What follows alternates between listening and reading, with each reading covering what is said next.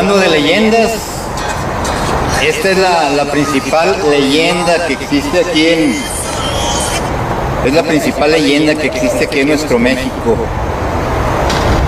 Es una historia real, de un acto heroico, pero que al componer el corrido acoplaron las situaciones para que los versos cuadraran, para que la canción se oyera bonita. La máquina no tenía el número 501 para empezar. Era una locomotora patiera, era la número 2 de ahí de Sonora y de Nacozari. Era una máquina patiera, era una modelo T, de las que traen el tender integrado, pero pues todo lo demás se acopló muy bien y todo, y es nuestro corrido dedicado a los ferrocarrileros.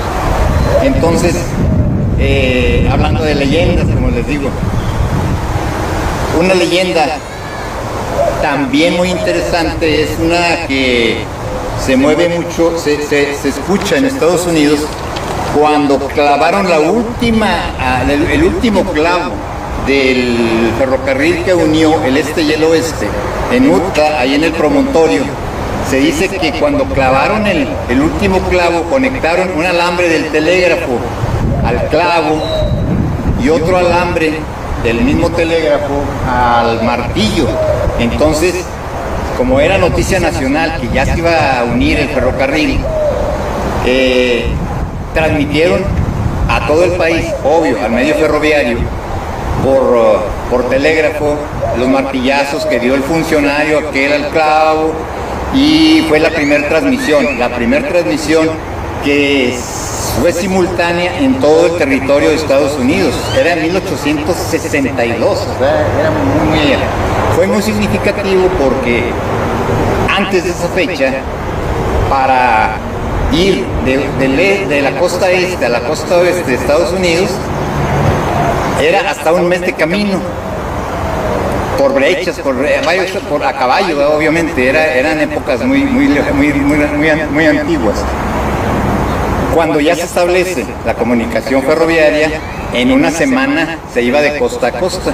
Entonces fue un gran logro. Es medio leyenda y medio no leyenda. No sé si sería cierto lo del clavo y lo del telégrafo, pero es interesante la leyenda. Lo que narrábamos aquí en la página también en cuanto a el ancho de vía, ¿se acuerdan? De que era de 4 pies, 8 pulgadas y media. De que era el ancho exacto de los surcos que existen en las veredas usadas por caballos. Entonces, es obvio que si siempre nos hemos trasladado en caballos, en carretas, en carruajes, el tren no tenía por qué ser diferente, pero se traslada la idea de una situación a otra y se hace una leyenda urbana agradable y bonita para platicar. ¿Será cierto? ¿No será cierto? El chiste es de que este ancho de vía que tenemos aquí es el que había en 1700, en 1800, en los caminos rurales, en los caminos de caballos. Entonces, hay otra leyenda.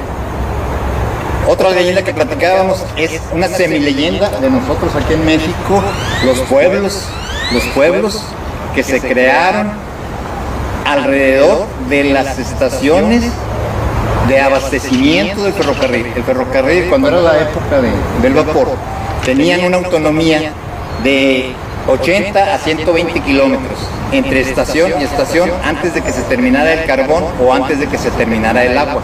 Entonces tenía que haber depósitos de abastecimiento. En cada uno de esos depósitos se creó una comunidad en unas partes muy grandes, en otras más chiquitas, pero todos conocemos algún pueblo que nos queda cerca de nuestro lugar de residencia, que fue creada en ese entonces y tiene su tanque de agua y tiene su depósito de carbón. Aquí hicimos una transmisión desde Paredón, Coahuila. Es un ejemplo típico de que ahí tiene su tanque, ahí tiene su depósito de carbón y sigue siendo una comunidad, sigue siendo un pueblo, una ciudad chiquita que fue creada a raíz de eso. Entonces, así como eso, hay múltiples, ¿verdad? Pero ahí nos queda como para complementar la plática de ahorita. Vamos a hablar ahorita algunas dudas que quedaron en cuanto a los cabuces, unas dudas que quedaron en cuanto a los garroteros, las tripulaciones de los trenes, cómo es la cosa. Otra de las cosas que había quedado pendiente era en cuanto a los cabuces. Los cabuces fueron comunes en Estados Unidos y fueron comunes en México por una razón muy simple. Los garroteros no cabían en la locomotora. La locomotora eran de vapor, nada más traían dos lugares, un lugar para el maquinista y un lugar para el fogonero. Cuando se creó la necesidad de llevar un conductor, un administrador del tren, es cuando empieza a salir la idea de hacer un carro de cola, un furgón de cola, un cabús, en el que se situaba el conductor, se situaban los garroteros. Cuando se necesitaba de su acción, órale, a trabajar, pero iban integrados en un tren. Ya después al cabús se le dieron más utilidades, le hicieron, acuérdense que en los trenes de pasajeros que traían cabús, había un departamento que se le llamaba publicaciones, que era la persona o el negocio ahí integrado en el cabús, que nos vendía cosas, nos vendía refrescos, lonches, botana y cervezas, obvio, y revistas, periódicos, que era el entretenimiento al 100% de aquel tiempo. Entonces fueron los usos que se le dieron al cabús después. Inicialmente fue la necesidad de ubicar a los garroteros, ubicar al conductor, y se fueron adaptando los cabuses, se fueron modernizando y todo eso, hasta que ya desaparecieron porque ya no fue necesario. Ahorita, y también quiero corroborar, quiero aclarar esto de las personas que comentan mucho, de que ven un tren con varias máquinas. El ferrocarril actualmente solo lleva una tripulación, un maquinista, un conductor y un garrotero en los trenes de caminos. Ellos van en la máquina que va en la punta. Todas las demás máquinas van enlazadas, sean guiadas de la líder o sean remotas en el caso de la potencia distribuida. Ahí ninguna locomotora lleva tripulación, nada más la del frente, la que va del líder, y el maquinista lleva el control de todo el convoy, ¿verdad? Invariablemente. Hay casos, por ejemplo, aquí en la página van a ver un tren que es muy común aquí en Monterrey, que va a una fundidora, a Ternio, y luego sale, y es muy pesado ese tren, pero como es un tren local que se mueve de la industria al patio Monterrey, lleva una locomotora al final y una al principio. En ese caso lleva tripulación, nada más en ese caso, y por eso se le llama diferente, no es una locomotora remota, porque no va enlazada, es una locomotora que sí lleva tripulación, lleva maquinista y lleva garroteros. Entonces es la única excepción que tenemos. De ahí en fuera, todos los de caminos, solo en la punta lleva tripulación. Otra que un comentario en cuanto a los garroteros. Todos los carros, todos los furgones en la antigüedad, hasta los 70, 60, 1960, traían en la parte superior una parrilla longitudinal a lo largo del vagón, todos los vagones. Entonces era donde caminaba el garrotero para ir frenando o ir haciendo sus labores en cada uno de los carros o cada determinados carros. Por eso, cuando eran muy largos los trenes, necesitaban más de un garrotero, eran varios garroteros. Entonces, cuando ya no se ocupaban, que salían al camino, esos garroteros tenían que ir en el tren. Entonces, se creó el cabús y ya se ubicaban en el cabús. Es muy sencillo eso de entender. Hay historias también al respecto, pero ahorita no las vamos a tocar. Otra cosa que nos había quedado pendiente aquí en la página, vamos a mencionar el ancho de vía. Ya lo aclaramos. Bueno, es el ancho de 4 pies, 8 pulgadas y media. ese es el ancho de vía de toda la vida desde que se crearon las locomotoras.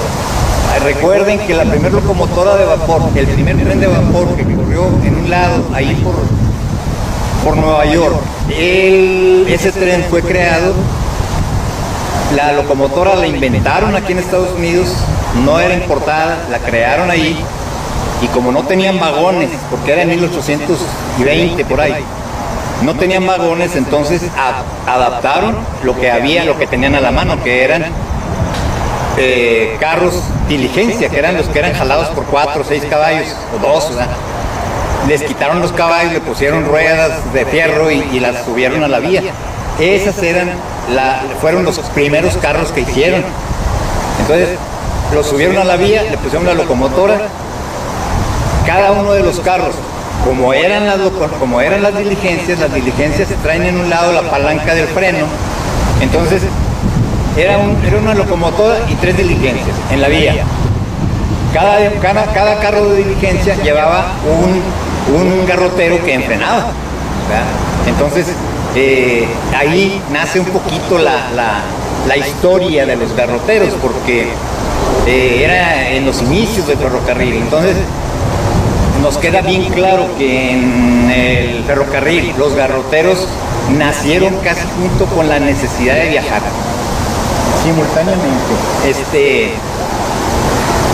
Entonces los garroteros nacen en 1830, cuando la necesidad de frenar a las diligencias que las engancharon a la máquina de Whit Clinton.